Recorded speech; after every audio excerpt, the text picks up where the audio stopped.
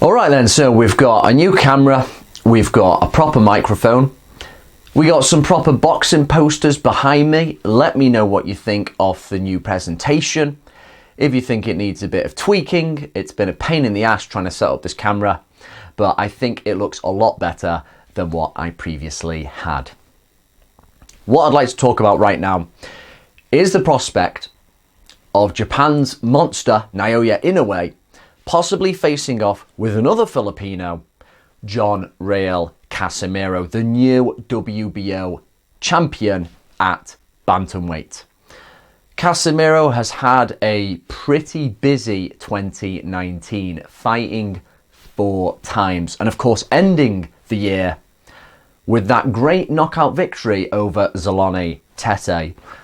Personally, I've always rated Tete quite high. I thought he's always looked pretty good.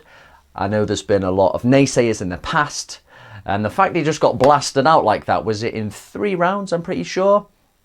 A lot of people are really kicking him when he's down now.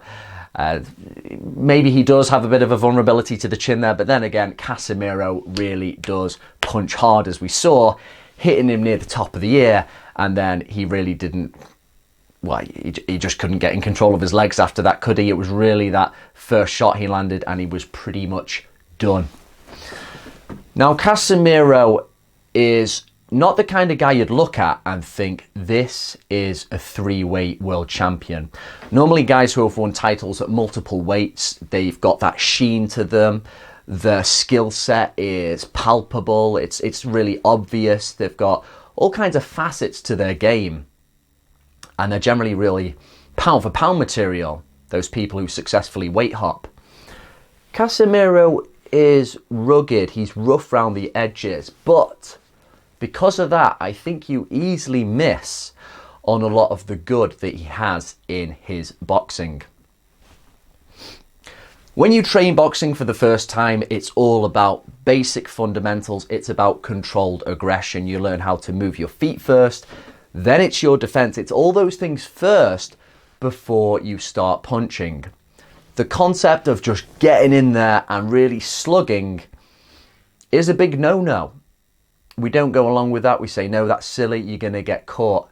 And yet, because of that, because a lot of boxers don't just get in there and try and steamroll you, it is actually often a surprise and catches them off guard when that happens. And that is what Casimero has as one of his main strengths.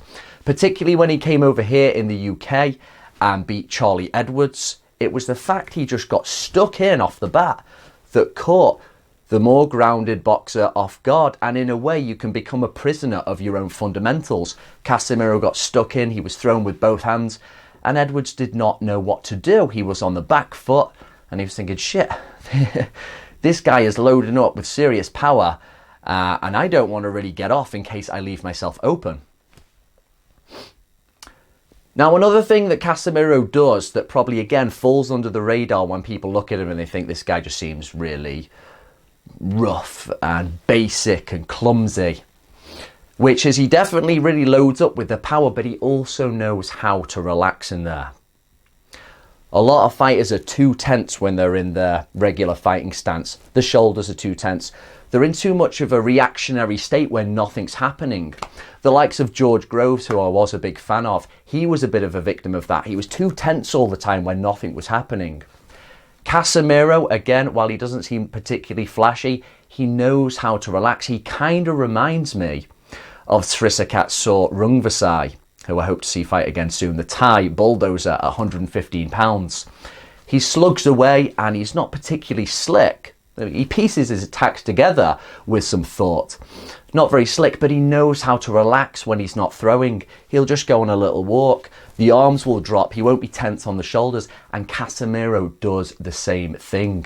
He'll keep a big gap between himself and the opponent when he's not fighting.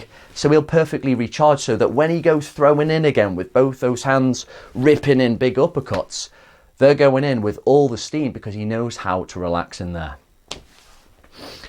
Now, with this kind of thuggish swagger he has, he can definitely give Naoya Inoue some problems, who is, I think, the IBF and WBA champ.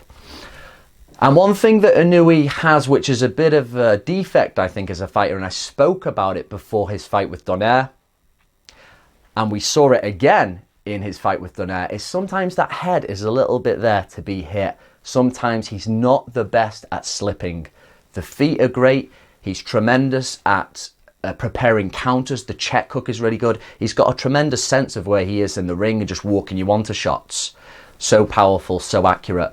But sometimes Inoue will be boxing beautifully and then that head will just be there and boom, he'll take kind of an obvious jab.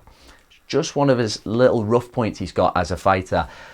And someone like Casimero, who just throws himself in there and really goes for it, and he has that kind of serious power, he could make a fight with Inoue really interesting. Now,